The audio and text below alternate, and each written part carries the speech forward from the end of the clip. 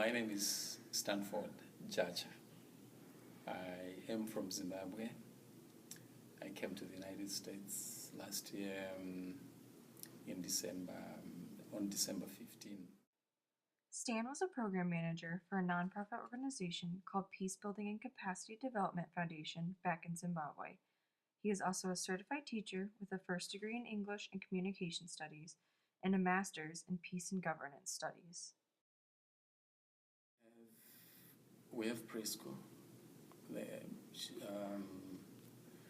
There's what you're calling elementary here is there as in primary school.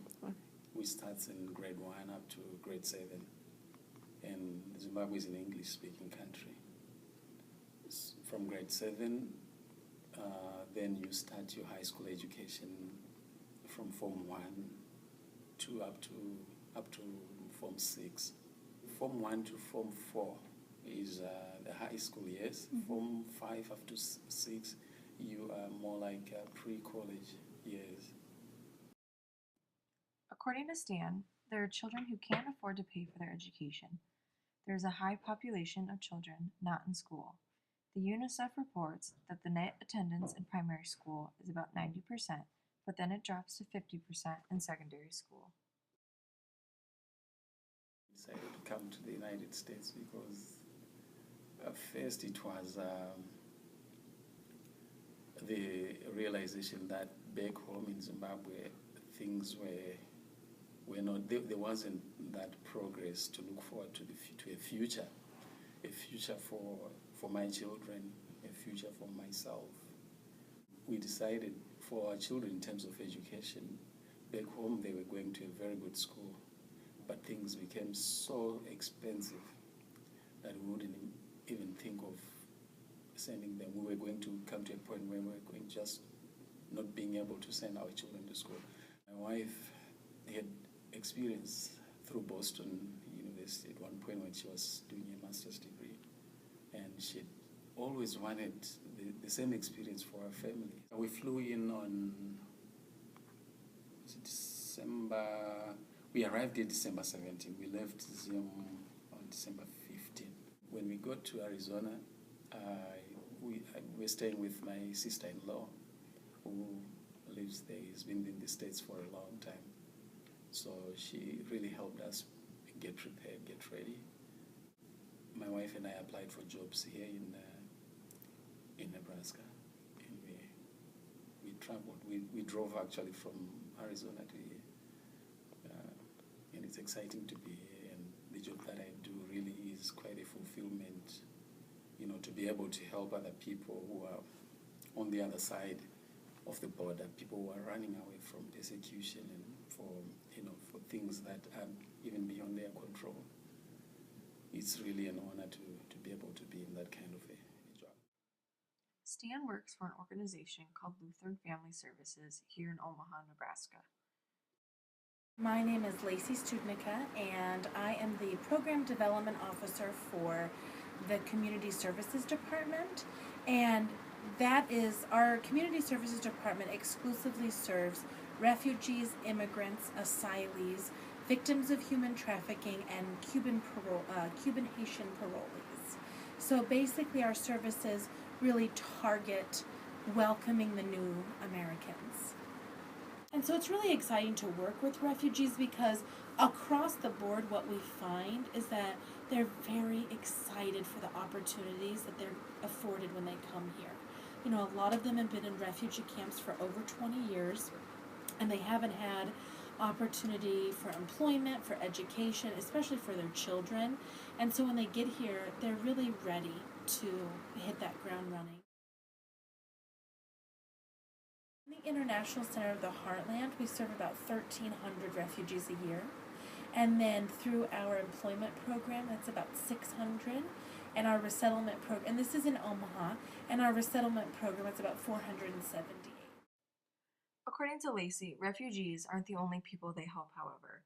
Their doors are open to anyone in need, and they serve all immigrants.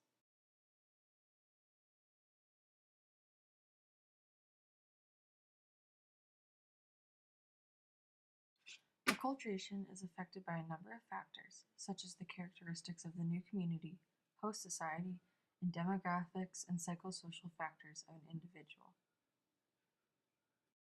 Transition into a new culture can be very challenging. And so that's one of the things that we really try to focus on, especially in my role. What I specifically do is I try to connect what we call the receiving community, or us Americans, churches, corporate groups, just neighbors, with refugees, because of the language barrier. The main barriers for refugees when they get here are transportation, language, and childcare. So in our community services department, our real bread and butter is our resettlement program. And what that is it's a federal contract, and we work with 2 national agencies that help bring refugees over from the camps. Those agencies are Lutheran Immigration Refugee Services, or LIRS, and Church World Service, which is CWS. And so every year we resettle around 400. Last year alone we did 478 refugees welcomed directly from the camps here in Omaha, and then in Lincoln about 120. So we are the largest resettlement agency in the state. What resettlement really entails is it's a very, very short program. So within 90 days, our responsibility is to welcome the new refugee family and really help them get their life started. In those 90 days, Lutheran Family Services responsibilities are to make sure that the immigrants get their social security cards, get enrolled in English classes, make sure the children are enrolled in school, open bank accounts, and help the immigrants find jobs. When Stan was asked if he has maintained his home culture, he replied by saying that he believes that he has stuck to the same practices and beliefs that he had in Zimbabwe. I've got family with me. You're going to miss back home a lot. I don't miss home sometimes, but I just get on the phone, talk to my father, and I've got my kids with me. That's my family, and that's the most important thing. Were they not with me, then it would have been another, kind of feeling as well.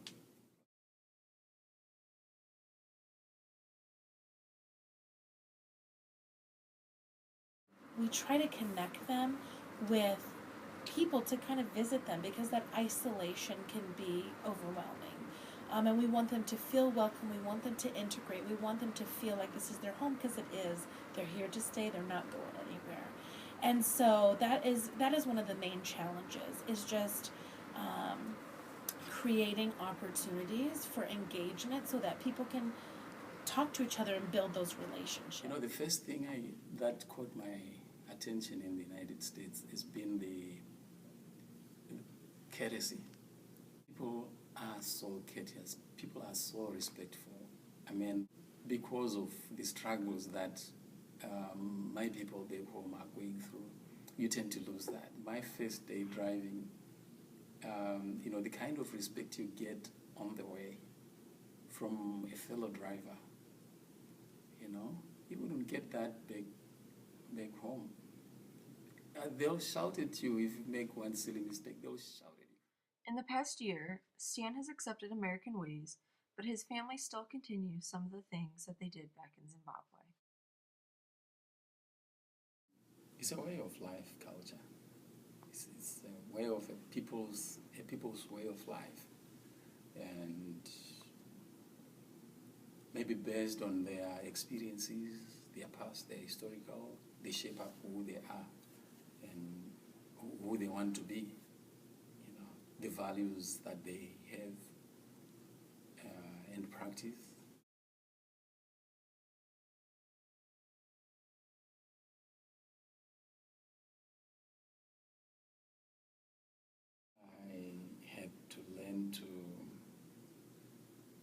How to use information.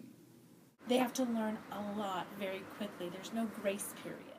The most common things we teach are really that first night they get here.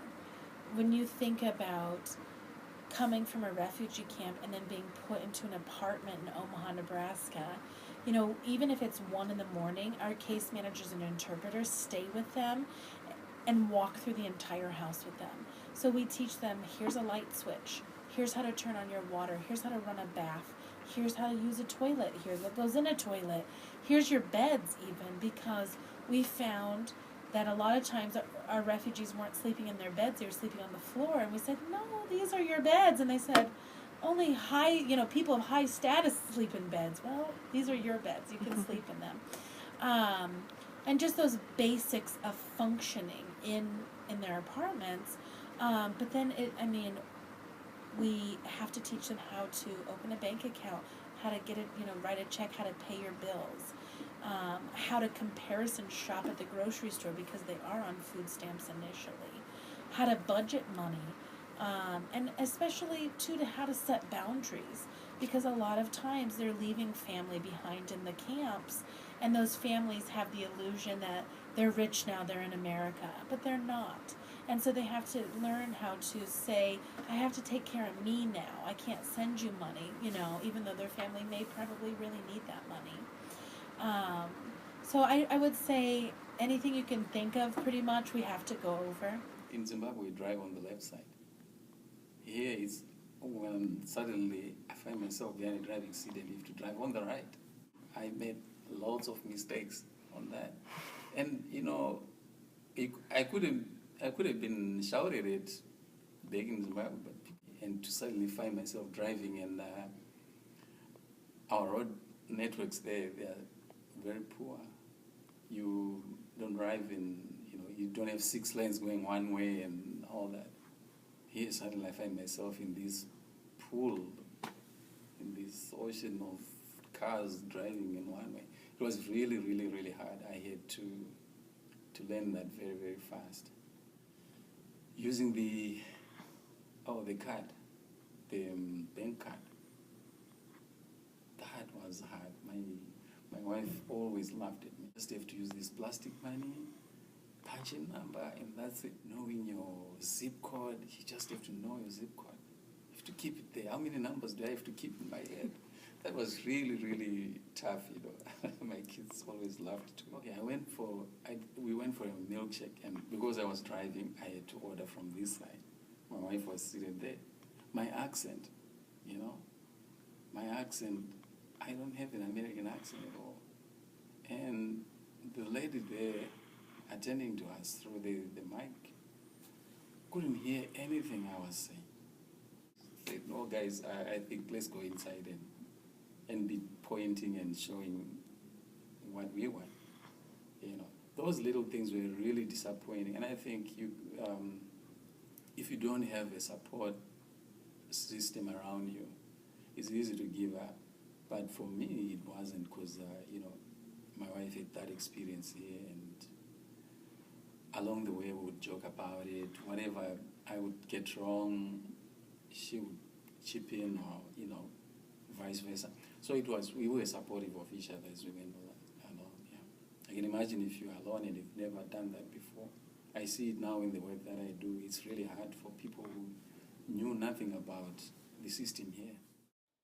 Stan has shown interest in learning American culture and integrating his beliefs in his environment, as well as helping out others who are going through the same situations that he did.